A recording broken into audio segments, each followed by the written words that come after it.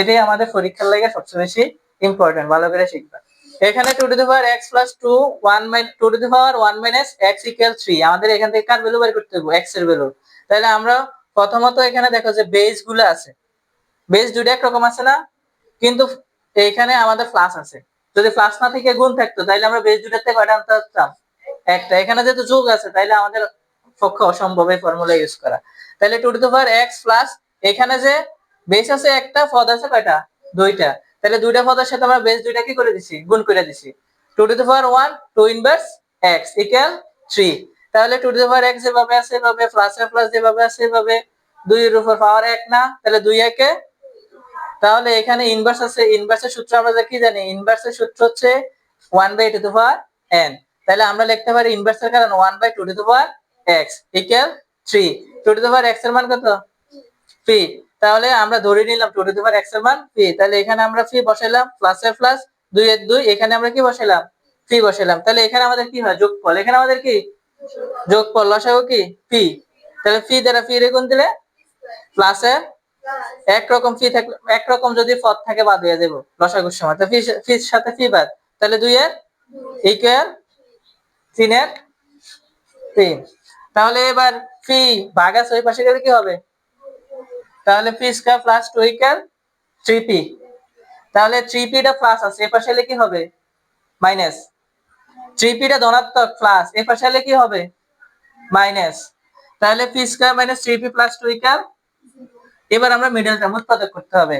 2 এর গুণনীয়ক 2 একে, 2 এর লগে 1 যোগ করলে 3 মেলে না। তাহলে আমরা লিখতে পারলাম এই 3p টা ভাঙাইলাম, p square minus 2p minus p, 2p minus, মানে এখানে 2 p আছে কয়টা? দুইটা। এখানে p আছে কয়টা? একটা। মাইনাসে মাইনাসে প্লাস, 2 এর সাথে 1 যোগ করলে কয়টা হয়ে যায়? তিনটা। তাহলে 2 এর গুণনীয়কের মাধ্যমে আমরা মধ্যখানে যে সংখ্যাটা আছে এটা ভাঙাইছি। ঠিক আছে? তাহলে এখান থেকে তো আমরা কমন নিলাম, পি কমন নিলাম, পি মাইনাস 2, মাইনাস এর 1 কমন নিলাম, আবার পি মাইনাস 2। তাহলে পি মাইনাস 2 দুইটার থেকে কয়টা আসবো? একটা। পি মাইনাস 1, তো পি মাইনাস 1 ইকুয়াল 0। তাহলে পি ইকুয়াল 1। এবার পি এর মান 2 টু দি পাওয়ার x। এবার আমরা একটা সূত্র জানি, a টু দি পাওয়ার 0 এর মান কত? 1। এবার যতগুলা বেসের উপরে শূন্য হয় মান 1 হবে। 2 টু দি পাওয়ার 0 এর মান কত? 1। 5 টু দি পাওয়ার 0 এর মান কত? 1। 7 টু দি পাওয়ার 0 এর মান 1। এখন আমার বেস আছে কত?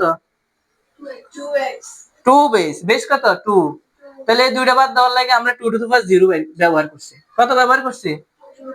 2 টু দি পাওয়ার 0। তাহলে 2 2 বাদ x এর ভ্যালু 0। আবার c এর মান বসাইলাম 2 টু দি পাওয়ার x, এই 2 এর উপর পাওয়ার কত আছে? 1 আছে না? তাহলে 2 2 বাদ x এর ভ্যালু কত? 1। তাহলে x এর মান 0 আর 1। সমাধান কিভাবে করবা? 2 to the power x plus 2 1 minus x equal 3। আর কেন করতে পারবে? দেখো এখানে 2 to the power x plus, এবার 2 to the power 1 minus x আছে, তাহলে বেস একটা, এখানে পদ কয়টা? তাহলে দুইটার সাথে বেস দেওয়া যায় না? নাও জানি। একবার 2 এর লগে 1 দিতে পারি, আবার 2 এর লগে কি দিতে পারি? Minus x। 2 এর লগে একবার 1 দিছি, 2 এর লগে মাইনাস x ইকুয়াল 3। এবার এখানে 2 to the power x plus 2, এটা ইনভার্স, ইনভার্সের সূত্র জানি না আমরা? এই ইনভার্স n এর সূত্র কি? 1/a to the power n। তাহলে এটা কি কি হবে? 1/2 to the power x, 2 to the power equal 3। এবার 2 to the power x plus 2 একে, 2 to the power x equal 3। এখান থেকে x এর ভ্যালু বের করতে হবে। তা আমাদের যোগফল করতে গেলে 2 টু দি পাওয়ার x যেহেতু আছে, পাওয়ার যেহেতু আছে, এটা আমরা ধরে নিব। ঠিক আছে? তাহলে আমরা ধরি, তোমার ইচ্ছা যে কোনো একটা অ্যালফাবেট ধরে নিবে। 2 টু দি পাওয়ার x, আর কি ধরতাম? আমার নাম s দিয়ে s ধরি, এর খেয়াল নাই। তাহলে ফির মান ইকুয়াল 3। তাহলে এখানে যোগফল কি হবে? যোগফল পি হবে। হ্যাঁ, তারপরে তাহলে ফি লাগে, ফি গুণ দিলে ফি স্কয়ার প্লাস 2 ইকুয়াল 3। ঠিক আছে? হ্যাঁ বলো। আরে কি তো ওটা কাটা দেবো। এখানে 2 টু দি পাওয়ার x এর ভ্যালু ধরে নিয়েছি কিটা? ফি। এটার পরিবর্তে ফি, এটার পরিবর্তে ফি। তাহলে এখানে যোগফল লসাগু কি আসবো? পি আসবো, তাহলে পি দ্বারা এটা লব আছে, হর দিয়া ভাগ, তো পি দ্বারা পি রে গুণ দিলে পি স্কয়ার প্লাসে পি আছে পি আছে বাদ, তাহলে বাকি রয়েছে কিটা ইকুয়াল 3। তাহলে এখানে আমার পি হচ্ছে ভাগ আছে, ওই পাশে গেলে এটা কি হবে, তাহলে আমরা এবার এই পাশেটা লিখি পি স্কয়ার প্লাস 2 ইকুয়াল কত 3p। তাহলে পি স্কয়ার এই 3p এর পাশে এলে মাইনাস হয়ে যাবে, ঠিক আছে, প্লাস 2 ইকুয়াল 0। তাহলে আমরা উৎপাদক জানি নি, মিডল টার্ম 2 একে 2 এর সাথে 1 যোগ করলে, তাহলে আমরা এখানে এবার কি করব, P square minus 2p minus p plus 2, অসুবিধা আছে?